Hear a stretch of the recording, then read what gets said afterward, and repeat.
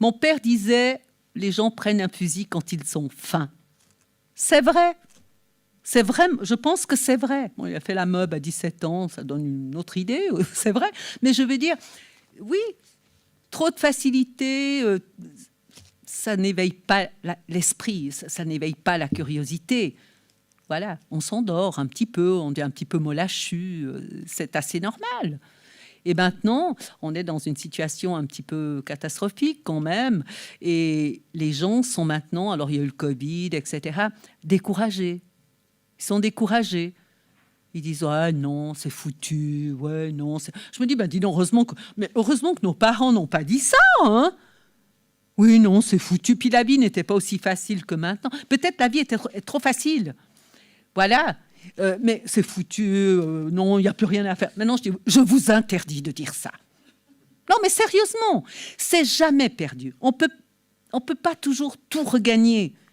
Mais si on n'essaye pas, on gagne rien. Voilà. C'est incroyable. C'est une sorte de défaitisme, hein. Je dirais presque de dépression générale. On peut pas, c'est pas possible. Je sais que tu as raison, mais on peut pas.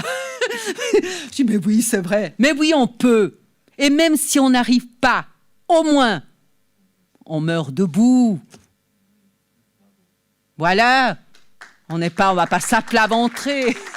Merci, mais c'est un peu ça. Voilà. Donc, voilà en grande ligne. Et alors, je vous signale quand même que j'ai donné évidemment beaucoup de conférences dans une nation par rapport à Armée 21. Là, je le signale parce qu'il y avait 485 personnes. Là, c'était dur. C'était 4h30 debout. 4h30. Et après, avec vraiment des discussions avec le public. Et d'un côté, vous aviez les officiers, et de l'autre côté, les montagnards, hein, des vallées. Ceux-là, ils savent aussi ce que c'est, hein, parce que c'était des gens qui, la plupart, avaient des réminiscences, en tout cas, de la mobilisation. Ils avaient des souvenirs. Maintenant, c'est clair qu'il n'y a plus ça. Mais c'est à nous qui savons, qui avons quand même encore un fil qui nous relie à cette histoire, d'expliquer qu'est-ce que c'est, comment c'était. C'est pas sur Internet qu'ils vont trouver ça, hein, avec le paquet de propagande, et puis ils prennent un truc ici, un truc là, un truc là. Après, je sais pas comment ils font pour démêler tout, hein. C'est pas comme ça. Il faut faire des... Après, j'expliquerai, je donnerai des propositions. Après, on les fait ou on les fait pas. Donc, à partir de là, qu'est-ce qui s'est passé ? À ce moment-là, dans cette grande conférence, c'était quand même hard, hein. Mais j'ai tenu 4h30 et j'avais beaucoup plus d'énergie que maintenant, c'est vrai aussi, hein. Et le fait est, c'est qu'à un moment donné, un monsieur... alors, il y avait des militaires en uniforme. À un moment donné, les montagnards, là, j'ai dit, mais je n'attaque pas l'armée. C'est pas du tout ça. Il faut bien comprendre des choses. Il nous faut une armée, mais pas une armée pour les autres. C'est tout. Et puis, on a écrit des paquets d'articles, hein. Ça aussi, c'était un temps, je ne vous dis pas, préparé. Et les Suisses allemands ont écrit des paquets de lettres. C'était vraiment quelque chose d'assez exceptionnel, hein, vraiment. Et puis, ce soir-là, je dis... après, je dis, l'aérodrome de Sion, si on perd le référendum, je n'ai pas encore le document, mais je l'aurai. C'est un document que je n'avais pas, est prévu pour devenir un aérodrome de guerre. Je signale quand même qu'un aérodrome militaire, c'est pas tout à fait la même chose qu'un aérodrome de guerre. Alors après, on me répondait, à cette époque-là, on me disait, oui, mais enfin, tu vois, c'est vraiment pour le ravitaillement. Déjà, on ne sait pas si on va manger nous-mêmes, on ne sait pas ce qu'on a exactement en cas de pépin. On a 3 mois à la COP, comme je vous l'ai dit, 3 mois à la Migros, c'est pas beaucoup, hein. Franchement, c'est pas beaucoup, hein. Donc, on me disait, oui, c'est pour ravitailler ici et là, c'est humanitaire, etc. J'ai dit, alors moi, je vais te dire une chose, si je suis l'ennemi, la première chose, parce que c'est stratégique, je bombarde. C'est comme ça. Je dis, mais vous rêvez complètement. Des militaires. Alors non, c'est pas grave. Voilà, bon. Et le fait est, c'est qu'effectivement, après, j'ai trouvé le document et c'est par écrit, voilà. C'est quand même un petit peu ennuyeux, quand même, hein, quand même. Donc, je vous raconte quelque chose qui s'est passé il y a 1 année et demie en arrière, par hasard. Enfin, le hasard n'existe pas.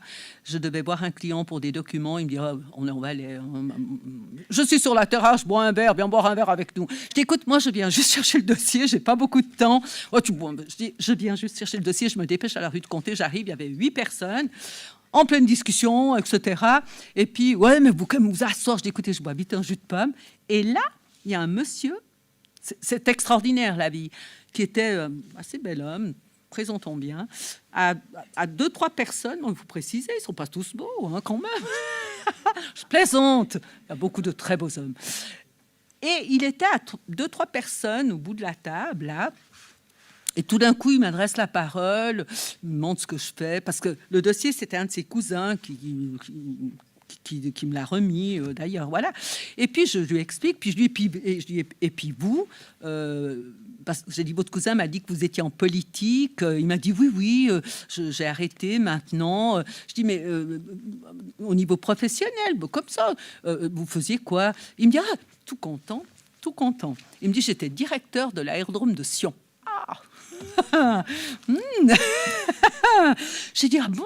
J'ai dit, mais c'était en 2003, vous étiez encore. Il m'a dit, oui, bien sûr, etc.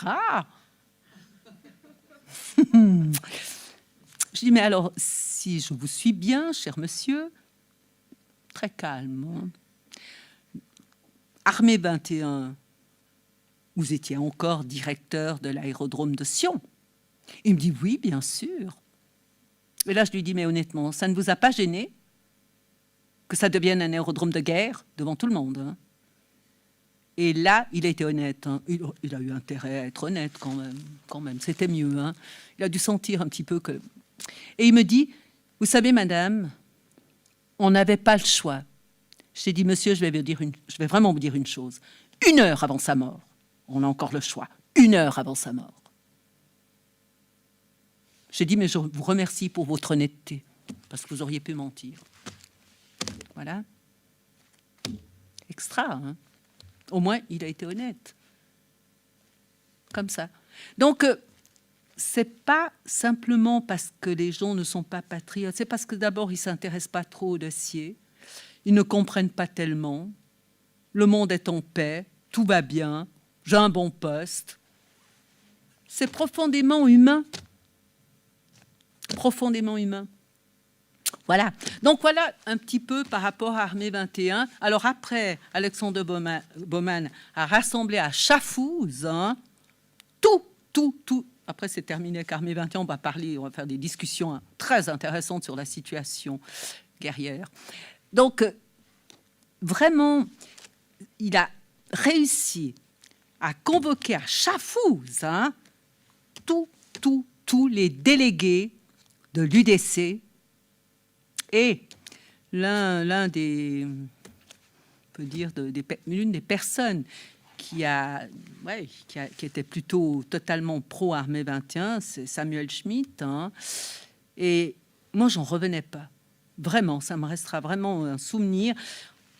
Quand je suis arrivée, moi je venais quand même à l'époque de Genève, si je ne m'abuse, et quand je suis arrivée à Chafouz, on aurait dit la Mat s'en valait, vous savez, les gens allaient taper des clous par rapport aux politiques, plus il y a de clous, ça veut dire qu'il était mauvais. Enfin, il était sur une estrade, et les gens allaient au micro lui faire des reproches. Et moi je me suis dit, c'est pas possible ça. Si. Et là, moi, j'étais avec un conseiller national genevois qui a fait pour nous 1 ou 2 interpellations parlementaires. Et puis, à un moment donné, les romans, personne... Mais les Tessinois, ce monsieur Schlur, mais il a gueulé. Moi, j'étais stupéfaite, hein. Et l'autre, il était tout rouge sur son estrade, là. Et à un moment donné, je dis, mais enfin quand même, les Valaisans, vous êtes tous les politiques, là, mais il faut quand même dire quelque chose. Oh non, puis on connaît pas bien le dossier. Et puis, ce conseil national genevois, il me dit, mais écoute, Anne, je dis, mais enfin, c'est pas possible. Tous les délégués vont dire quand même ce qu'ils pensent de cette situation, de ce qui s'est passé, et tous les romans restent assis.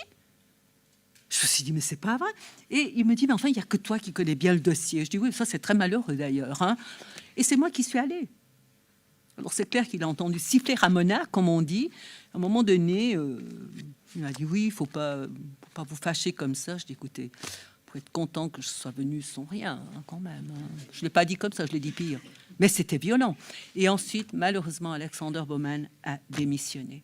Entre deux, pendant qu'il recherchait, c'est lui qui a découvert le PARP, hein, cette espèce de programme qui a fait qu'on a transformé